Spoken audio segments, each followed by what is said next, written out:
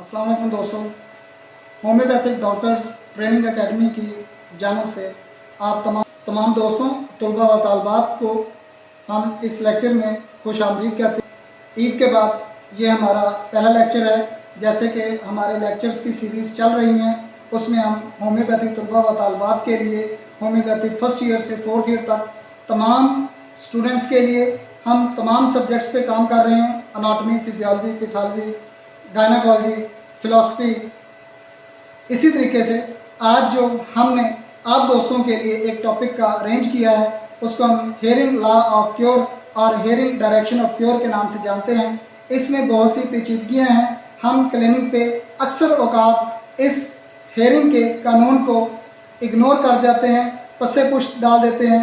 हमारा मकसद हल नहीं होता। हम बार बार पेशेंट को मेडिसिन दे रहे होते हैं, लेकिन पेशेंट हमारा क्योर नहीं हो रहा होता।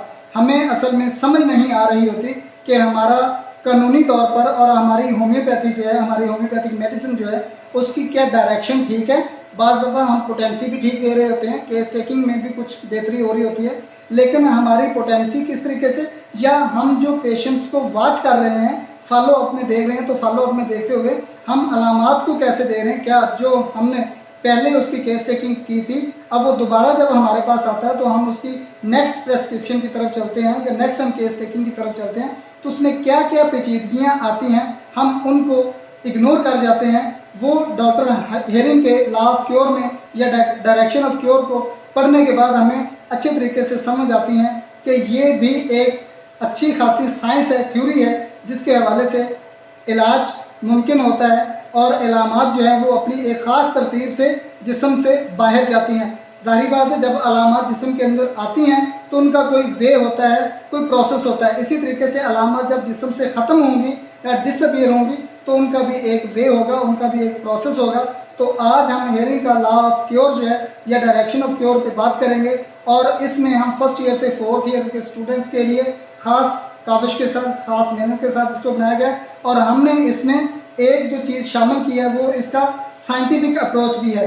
हम इसका in the light of scientific approach भी हम इसको वाजे करेंगे, बताएंगे कि ये साइंटिफिकली किस तरीके से सेल के साथ अटैचमेंट होती है क्रॉनिक डिजीज़ में, और एक्यूट डिजीज़ में कहाँ पे अटैचमेंट होती है, और फिर किस तरीके से सेल से बीमारी निकलकर उसकी रीनॉर्मलाइज सेल होता है, और वो सेल जो दोबारा अच्छा होने के बाद बीमारी से छुटकारा पाता है, और हमें जो मरीज़ है वो क्योरिटी की तरफ जाता हुआ नज़र आता है या क्योर हो जाता है। तो हम इसको एज ए साइंटिफिक वे पे, साइंटिफिक अप्रोच पे भी हम इस पे बात करेंगे।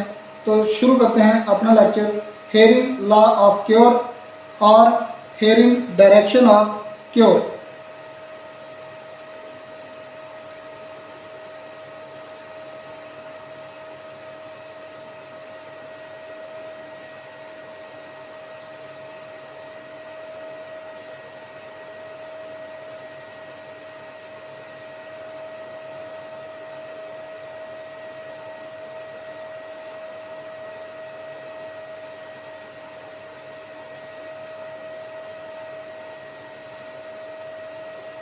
What is Hering's law of cure? अगर हम इसको डिफाइन करें तो डिफाइन में law of direction of cure, Hering ने जो अपने दौर के नामवर होम्योपैथिक डॉक्टर थे, अपने ज़ेरे इलाज मरीज़ों में मुख्तलिफ कफ़ियात का मुशाहदा किया। इन कफ़ियात पर गौर फिक्र और तज्ज़िये के बाद वो इस नतीजे पर पहुँचे कि बीमारी और शिफा के दौरान मरीज़ की अलामात एक ख़ास तरतीब से बदलती हैं। डॉक्टर हेयरिंग अलामात की तब्दीलियों के मुशाहदे के बाद इस नतीजे पर पहुँचे कि इमराज जब भी पैदा होते हैं और बढ़ते हैं तो इनकी अलामात में तब्दीली एक ख़ास तरीके और कायदे के मुताबिक होती है। चुनांचे डॉक्टर हेयरिंग ने शिफा और बीमारी के मुतालिक एक कानून वज़ा किया जिसे हेयरिंग लॉ ऑफ क्योर। इसका जिक्र उन्होंने अपनी किताब हेयरिंग्स गाइडिंग सिम्टम्स में किया। हेयरिंग लॉ ऑफ क्योर है क्या, हम इसके पैरामीटर्स को देखते हैं। तो हेयरिंग लॉ ऑफ क्योर में नंबर 1, from above downwards, from within outwards, from a more important organ to a less important one, in the reverse order of their coming. शिफा का अमल सबसे पहले जिस्म के ऊपरी हिस्से और फिर निचले हिस्से में, पहले अंदरूनी हिस्से और फिर बैरूनी हिस्से, पहले ज़्यादा अहम हिस्से और फिर कम अहम अज़ा पर होता है, और अलामात जिस तरतीब से ज़ाहिर होती हैं उसी तरतीब से रफ़ा होती हैं। यकीनी शिफा का अमल ऊपर से नीचे की तरफ, अंदर से बाहर की तरफ, अहम अज़ा से कम अहम अज़ा की तरफ, अलामात का जिस तरतीब से इजहार उसके बरक्स वापसी। Law of similars. जब हम लॉ ऑफ सिमिलर्स की बात कर रहे हैं तो लॉ ऑफ सिमिलर्स में हम देखते हैं the law of similars implies a match between primary symptoms of the remedy and the symptoms of the patient. Examples of treatment might be the use of coffea from green coffee bean to treat the insomnia, or Apis mellifica from the bee to treat the stings and histamine type of reaction. ममासलत का कानून इलाज की बुनियादी अलामात और मरीज़ की अलामात के मबैन एक रिश्ता या ताल्लुक़ पर मुश्तमिल होता है। इलाज की मिसालों में बेख्वाबी के इलाज के लिए कॉफ़ी या चाय का इस्तेमाल या एपस मेलिफिका डंग और हिस्टामाइन किस्म के रद्द अमल का इलाज करने के लिए हो सकता है। ये लॉ ऑफ सिमिलर्स की बात हो रही है। सिमिलर सिम्टम्स जैसे सिम्टम्स हैं, हेल्दी पर्सन के सिम्टम्स हैं, वो सिम्टम जब सिक पर्सन में आएंगे तो हम उनका इस्तेमाल करते हुए उसको इस्तेमाल करवाएंगे। हेल्दी पर्सन वाले सिम्टम्स सिक पर्सन पे तो वो होगा let likes be treated by likes, यानी लॉ ऑफ सिमिलर्स की बात होगी।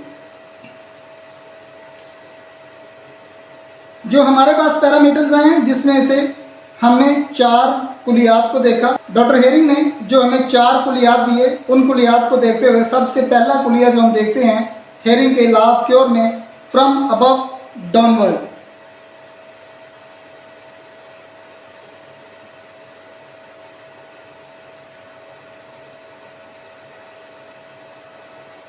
फ्रॉम अबव डाउनवर्ड,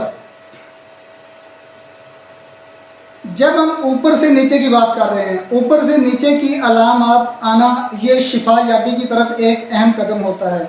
हमने थोड़ा सा सिस्टम को देखा है। हम देखते हैं कि कुछ क्योरिटी पाथवे हैं, क्योर पाथवे हैं, और कुछ सुप्रेशन के पाथवे हैं। अगर इसी पाथवे पे चलता है, जैसे कि हमने बात की फ्रॉम अबव डाउनवर्ड्स, अगर यही पैरामीटर के जरिए से अलामात अपीयर और डिसअपीयर्स होती हैं, और अलामात जो पहले से अपीयर हो चुकी हैं और वो डिसअपीयर होती हैं फ्रॉम अबव टू डाउनवर्ड्स, इसका मतलब है कि क्योर का पाथवे चल रहा है। और अगर इस हवाले से सिम्टम्स अपीयर डिसअपीयर नहीं होती और उनका पाथवे चेंज होता है तो इसका मतलब है कि वो सुप्रेशन हो रही है। जैसे कि हम एक मिसाल में आपको दिखाते हैं।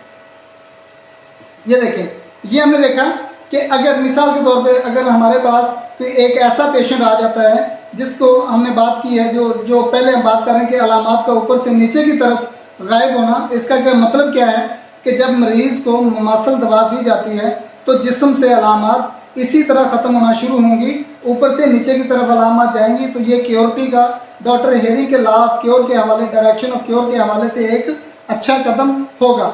अलामात का रुख ऊपर से नीचे की तरफ होना शिफाई अमल तस्वर किया जाता है।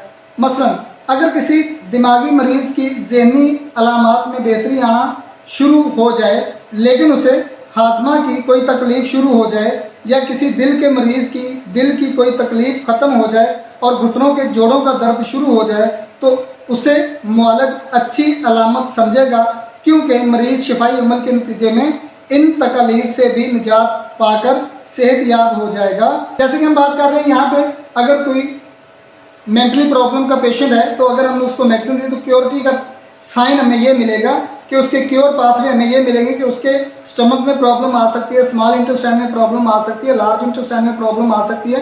तो ये उसका क्योरिटी का पाथवे है। लेकिन एज़ कम्पेयर टू अगर हम उसके दर्द का इलाज कर रहे हैं या उसके मेंटल सिम्टम का इलाज कर रहे हैं, मेंटल का हम इलाज कर रहे हैं, दिमागी अलामात की कोई बातचीत कर रहे हैं, तो उन अलामात को मद्देनज़र रखते हुए अगर यही सिम्टम अपोजिट हो जाती हैं, लाइक अगर हमने दवाई दी और उसके जो मैदे की अलामात हैं वो ख़त्म होने की बजाय दिमाग की तरफ चली जाती हैं और दिमाग में प्रॉब्लम्स आना शुरू हो जाती हैं, मैदा है, इंटेस्टाइन है, लार्ज इंटेस्टाइन, स्मॉल इंटेस्टाइन है, तो इनकी अलामात अगर डायरेक्टली जो है वो चलते हैं, पाथवे उनका सुप्रेशन की तरफ चलता है, दूसरी तरफ चलता है, उल्टे वे पे चलता है, तो इसका मतलब है कि वो रॉन्ग वे पे चल रहा है, तो इसको हम कहेंगे ये सुप्रेशन का पाथवे है।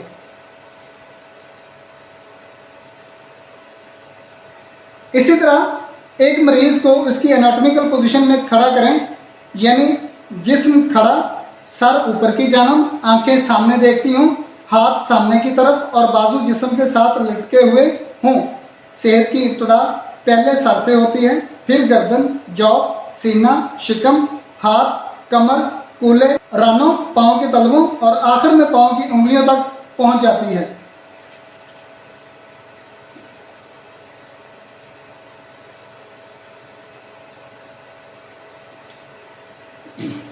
बेहतर अंदाज में समझने के लिए एक मिसाल लेते हैं। जैसे पॉलीआर्थराइटिस की बीमारी में अगर अलामात के मुताबिक इलाज फराहम किया जाए तो फिर अलामात से निजात जोड़ों से शुरू होती है जो धड़ के करीब होते हैं और फिर जोड़ जो जिस्म से दूर होते हैं।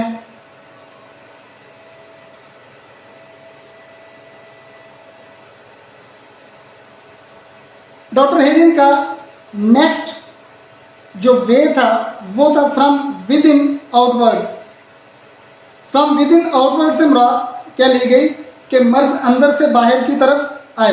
अब अंदर से बाहर की तरफ आने का कुलिया क्या था, हम इस कुलिये को देखते हैं तो इस कुलिये को मद्देनजर रखते हुए कुव्वत हयात का काम इंसानी जिस्म को मुख्तलिफ अमराज से बचाना होता है और ये कुव्वत हयात बैरूनी फासद मादों के खिलाफ जिस्म का दिफा करती है।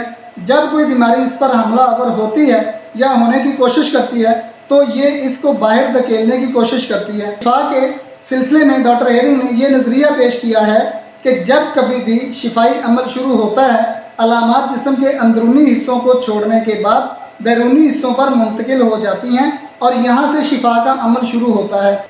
मसलन मर्ज खसरा के दौरान एक मौलज की हमेशा ये कोशिश होती है कि खसरा में मुब्तला बच्चे के दाने पूरे तौर पर जिस्म पर निकल आएँ, क्योंकि ये शिफाई अमल मकसूद होता है। इसके बरक्स दानों के अंदर दब जाने से मर्ज में बेशुमार पेचीदगियाँ पैदा होने का एहतमाल होता है।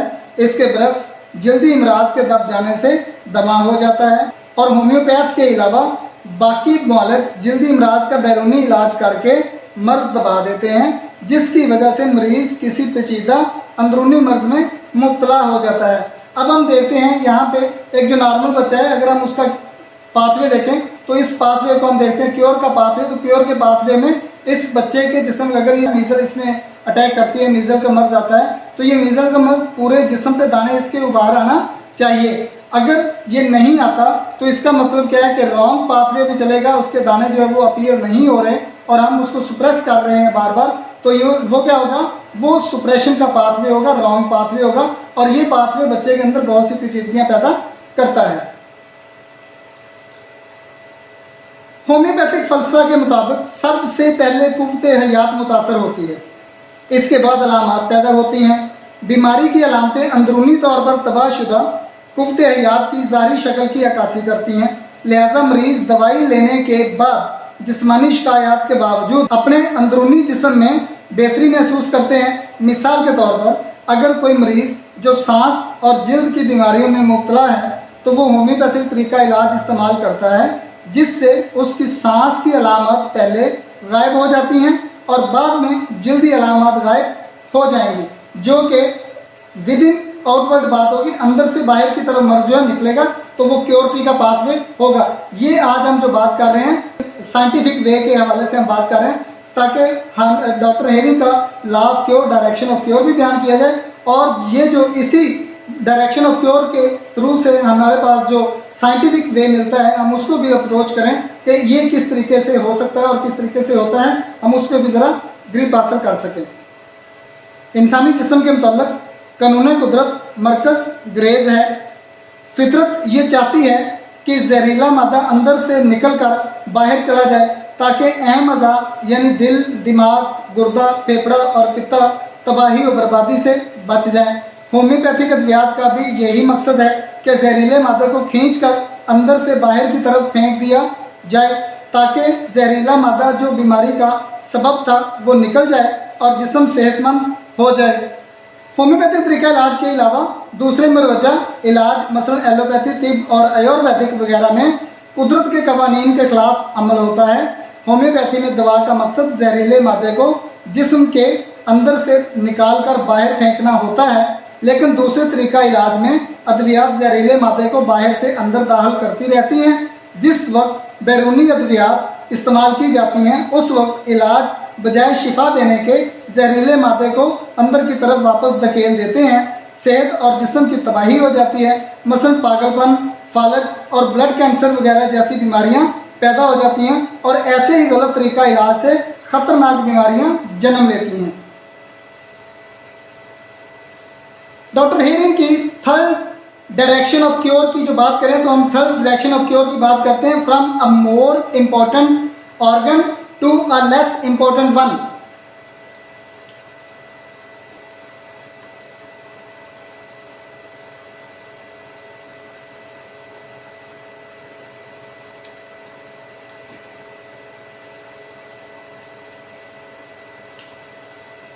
अब हम तीसरे कुलिये की बात करते हैं, थर्ड डायरेक्शन ऑफ क्योर की बात करते हैं।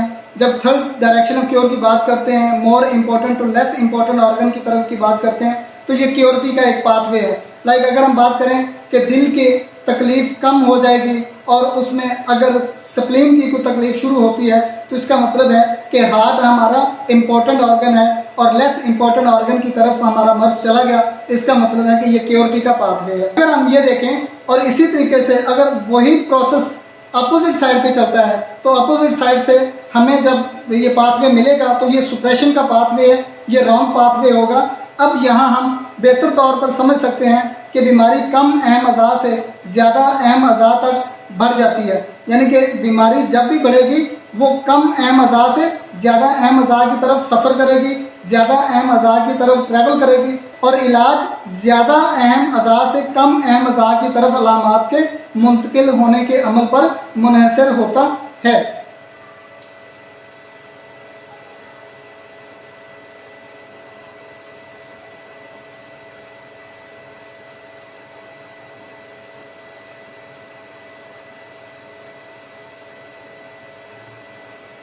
अहम अज़ा से कम अहम अज़ा की तरफ जो सफ़र होता है बीमारी का, जैसे कि हमने स्लाइड में दिखाया हुआ है, आप इसकी क्योरिटी पाथवे देखें और सुप्रेशन पाथवे देखें।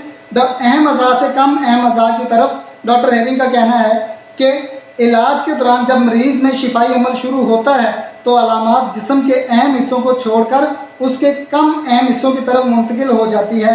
मसलन मरीज़ दिल के आर्जे में मुब्तला है तो बिलमिसल दवा इस्तेमाल करने से जोड़ों के दर्द या सूजन में मुब्तला हो गया तो ये शिफाई अमल होगा, यानी अलामात अहम अज़ा से कम अहम अज़ा की तरफ मुंतकिल हो जाएंगी। इसके बरक्स अगर कोई मरीज़ जोड़ों के दर्द में मुब्तला है और इलाज के दौरान उसे जोड़ों के दर्द में तो इफाका महसूस होगा लेकिन दिल की तकलीफ शुरू हो जाए तो ये शिफाई अमल नहीं होगा, इसे हम सुप्रेस्ड या सुप्रेशन वाला पाथवे कहेंगे। नील मानी घातक एक कोटेशन हमें पेश करते हैं, एक एग्जाम्पल हमें देते हैं, वो बात करता है, उसके एक कोटेशन है, कहते हैं I have never cured a case of heart disease without appearance of some rheumatic और skin troubles and whenever such rheumatic और skin troubles have appeared the patient have always felt better in their hearts proportionately to the skin and rheumatic affections that have appeared. If you remember that the process of cure is always like this, from the center to circumference, from the more internal to external, and if you find that exactly the same thing is happening in your patient's case, you will be able to make sure that it is true cure that is coming.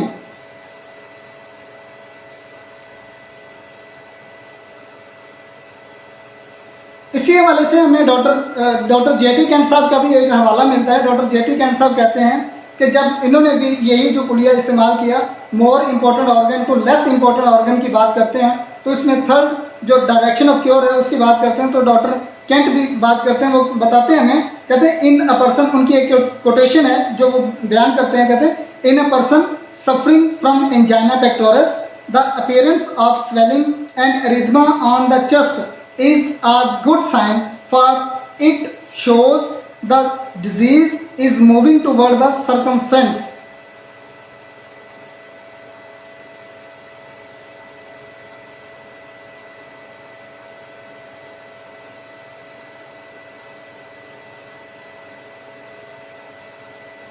Fourth direction क्या है? In the reverse order of their coming, अलामात का जिस तरतीब से इजहार हुआ उसके बरक्स वापसी।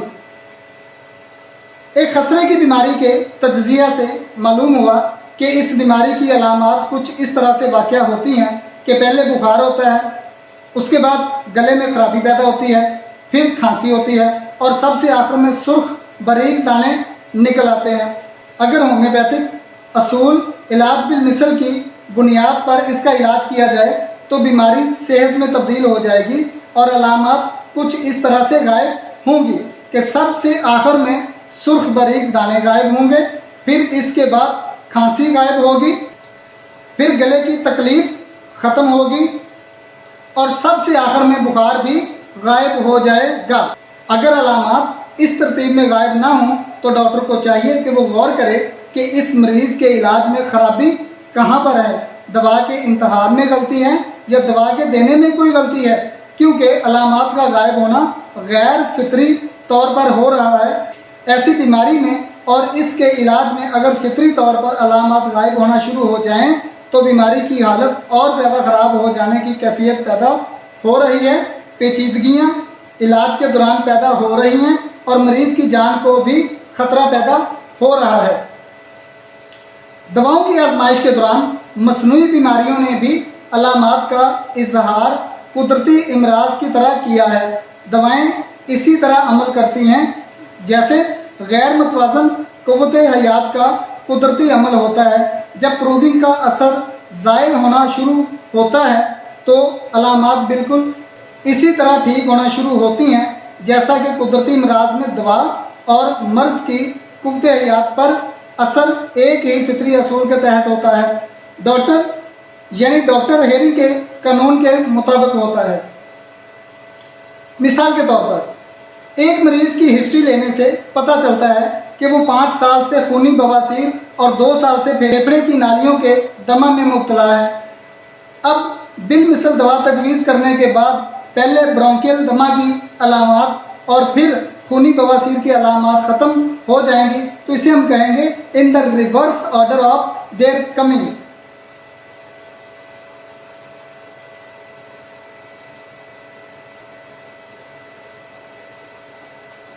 जैसा कि हमने अपने लेक्चर के आगाज़ में आपको बताया था कि हम डॉक्टर हेरिंग के लॉ ऑफ क्योर को या डायरेक्शन ऑफ क्योर को in the light of scientific approach के ज़रिए से भी हम इसको वाज़े करेंगे। लेक्चर को उसी तरीके से बयान करेंगे जो कि in the light of scientific approach हमें मिलती है, क्योंकि हमने जो कॉलेज में पढ़ा और कॉलेज से जो हमारे पास बुक से जो डाटा मिला उसमें जितना हमें नॉलेज मिल सका मिला, लेकिन इसमें मज़ीद रिसर्च की ज़रूरत है।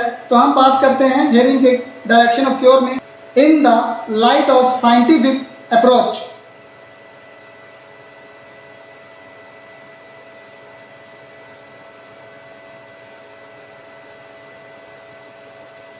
साइंटिफिक अप्रोच की बात करते हैं तो हम इसमें साइंटिफिक अप्रोच में होम्योपैथिक सिस्टम ऑफ ट्रीटमेंट की बात कर रहे हैं।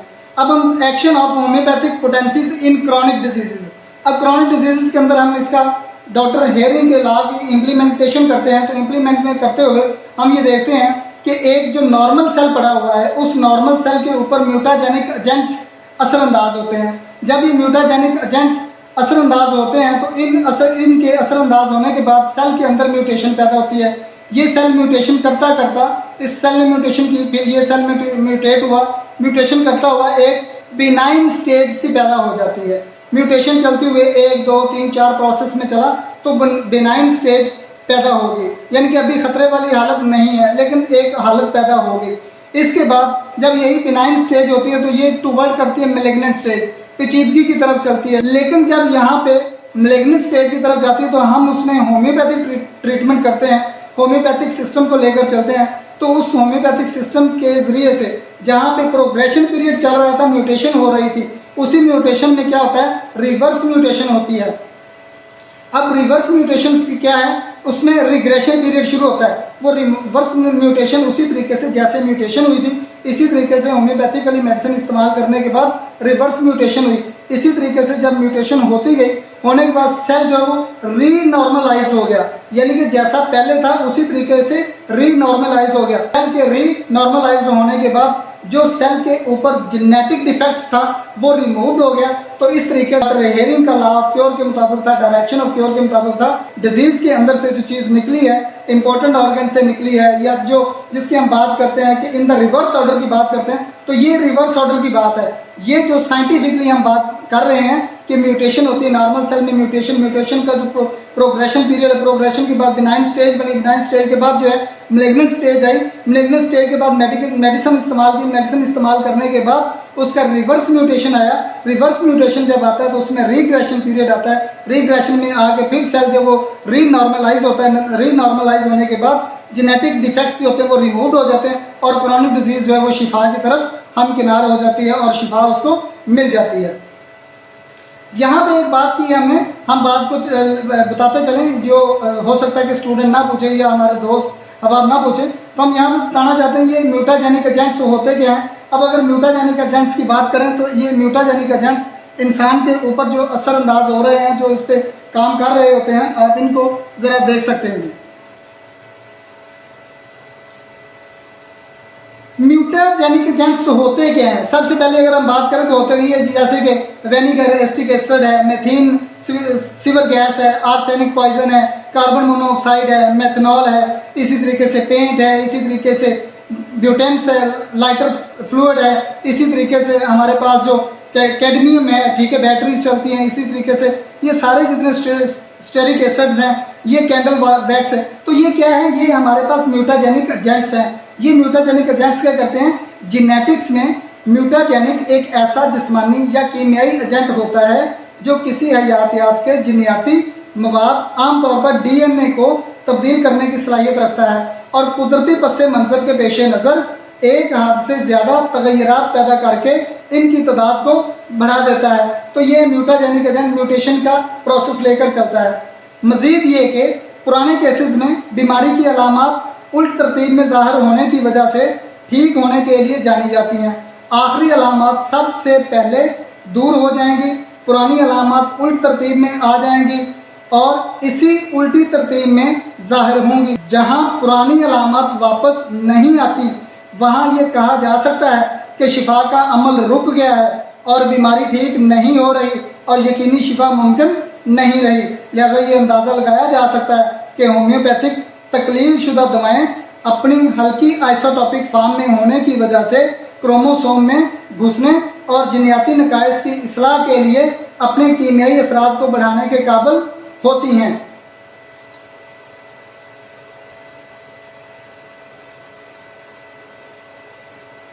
नेक्स्ट हम बात करते हैं, जिस तरीके से हमने वहाँ पे क्रॉनिक डिजीज़ की बात की साइंटिफिकली जो उसका एक प्रोसेस चला, हम इसी तरीके से action of homeopathic potentise medicine in acute disease की बात करते हैं। तो एक्यूट डिजीज़ में देखिए यहाँ पे ये छोटे हमारे पास माइक्रो ऑर्गेनिज्म टाइप पड़े हुए, माइक्रो ऑर्गेनिज्म कैरिंग टॉक्सिन्स, ये टॉक्सिन्स लेके चलते हैं और एक नॉर्मल सेल के ऊपर जाके अपना हमला करते हैं। जब ये हमला करते हैं तो सेल अफेक्टेड होता है किससे, टॉक्सिन से।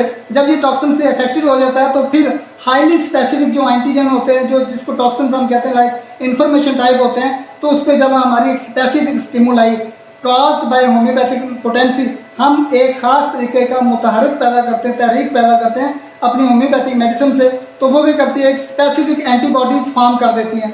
जिस्म के अंदर जब स्पेसिफिक एंटीबॉडीज़ फॉर्म होती हैं तो सेल्स क्या करते हैं, वो normalise with acquired immunity, cell normalise हो जाता है और इम्यूनिटी को एक्वायर करता है। जैसे इम्यूनिटी को एक्वायर करता है तो हमारा जो एक्यूट डिजीज़ का केस होता है वो फ़ौरन ठीक हो जाता है। इसलिए हम कहते हैं कि क्रॉनिक डिजीज़ से जो एक्यूट डिजीज़ है वो जल्दी ठीक हो जाती है। तो ये सारा प्रोसेस चलता है जिसमें माइक्रो ऑर्गेनिज्म जो है वो अपने टॉक्सिन्स को लेकर नॉर्मल एक सेल पे हमलावर होते हैं और उसके बाद जो है सेल एक अपनी नॉर्मलाइज्ड कंडीशन में आता है और इम्यूनिटी एक्वायर कर लेता है। क्यों कि जिस्म के अंदर जब हम मेडिसिन देते हैं तो एक एंटीबॉडी हम पहुंचा रहे होते हैं, तो जिस्म के अंदर एंटीबॉडी जब अपनी जगह बना लेता है, फॉर्म हो जाता है, तो उसके बाद जिस्म में एक इम्यूनिटी मिलती है। उस इम्यूनिटी के हवाले से एक्यूट डिजीज़ जो है वो हमें ठीक होने की सूरत हाल नज़र आती है और एक्यूट डिजीज़ उसमें जल्दी ठीक होती है।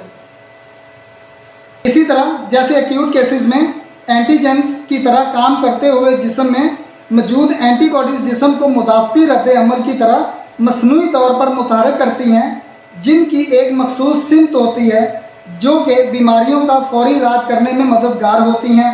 जबकि पुरानी बीमारियों में जैसे म्यूटाजेंस काम करते हैं, वैसे जिस्म में खसूसी तौर पर अलामात अपनी उल्टी तरतीब में ज़ाहिर हो जाती हैं जब तक कि बीमारी मुकम्मल तौर पर ठीक ना हो जाए। According to doctor Samuel Hahnemann, doctor Hahnemann का कहना है कि सेहत को बहाल करें और पूरी बीमारी को ख़त्म करें, कुछ अलामात के गायब होने को अच्छा ना समझें। ये इम्तियाज़ काफ़ी अहमियत का हामिल है कि जिस पर हमें ख़ास तौर पर तवज्जो देने की ज़रूरत है, क्योंकि लोग आम तौर पर बाज़ अलामात या सिंड्रोम्स बीमारी के बैरूनी मज़ाहिर जैसे कब्ज़, खारिश, लकोरिया, बवासीर के गायब हो जाने को ही इलाज समझते हैं। तो ऐसा नहीं होना चाहिए। एक आध सिम्टम ठीक नहीं होनी चाहिए, बीमारी पूरी ठीक होनी चाहिए, जो कि डॉक्टर हानीमन के कुलिये के मुताबिक है और डॉक्टर हेरिंग के मुताबिक है। अगर डॉक्टर हेरिंग के मुताबिक इस तरीके से शिफा नहीं हो रही तो डॉक्टर को और पेशेंट दोनों को फिक्रमंद होना चाहिए कि उनमें क्या खराबी है, दवाई लेने में खराबी है या दवाई देने में खराबी है। दरअसल शिफाई अमल बीमारी की सिमत के मुखालिफ होता है। इसका इन्हिसार बायोकेमिकल रस्तों और मालिक्यूलर रुकावटों में मुतहरक पाई जाने वाली सालमाती रुकावटों की एक तरतीब की वजह से होता है। ये हरकत बहुत पेचीदा होती हैं और इसकी तर्जमानी मकानियाती अंदाज में नहीं की जा सकती। जब बीमारी के अमल में शामिल मालिक्यूल्स की रुकावटें सालमाती तासरात को इस्तेमाल करते हुए हटा दी जाती हैं तो इलाज मुआवजा बीमारी के अमल की उल्टमत की तरफ होता है। खुलासा ये कि बीमारी और इलाज की सिमतों के हवाले से हेरिंग के मुशाहदात एक कीमती अमर हैं, लेकिन इसका जदीद बायोकेमिस्ट्री की रोशनी में मुताला भी करना चाहिए। बीमारियों का इलाज शिफाई अमल के मुखालिफ होता है। ये इलाज की सिमत डायरेक्शन ऑफ क्योर के इलाज से हेरिंग के मुशाहदात का मजमूई हिस्सा है। मास्टर होम्योपैथ डॉक्टर हेरिंग ने बीमारी की मुंतकली का गहराई से मुशाहदा किया था। इसने बीमारियों को एक निज़ाम से दूसरे निज़ाम में मुंतकिल करने की हदायत पर अमल किया। इलाज की सिमत का कानून मुरतब किया, यानी डायरेक्शन ऑफ क्योर मुरतब किया।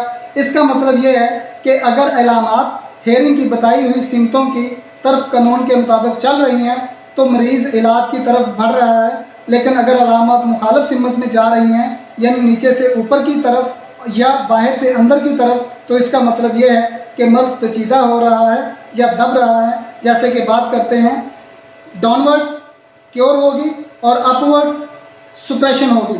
तो ये जब प्रोसेस उल्टा चलेगा तो हमें हमारे जो मुतवक्का केस है, जो हमें चाहिए कि हमारा पेशेंट ठीक हो जाए, वो ठीक नहीं होगा। वो ठीक होने की बजाय सुप्रेशन की तरफ जाएगा, जो कि डॉक्टर के लिए और पेशेंट के लिए दोनों के लिए नुकसानदेह होगा।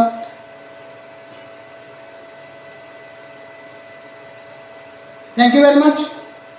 मैं उम्मीद करता हूँ मेरे दोस्तों को मेरा ये लेक्चर बहुत पसंद आया होगा। इंतहाई मेहनत और काविश के बाद ये लेक्चर आपके नज़र किया गया है, आपको पेश किया गया है। आप इस लेक्चर को सुनें, देखें, परखें और अपने तमाम साथियों को, दोस्तों को, अहबाब को जो होम्योपैथी से रिलेटेड हैं लेक्चर पहुंचाएं ताकि उनकी भी रहनुमाई हो सके। और अगर कोई गलती होती है, इसमें कोई गलती है, कोताही है, तो प्लीज़ आप हमारे YouTube चैनल पे या हमारे व्हाट्सएप नंबर पे दिए हुए व्हाट्सएप नंबर पे हमें क्वेरीज कर सकते हैं। हमें इसके बारे में मज़ीद मालूमात हमसे पूछ सकते हैं और आप हमें अपनी मुफीद आरा से नवाज सकते हैं। Thank you very much. जज़ाकल्लाह। अस्सलाम वालेकुम।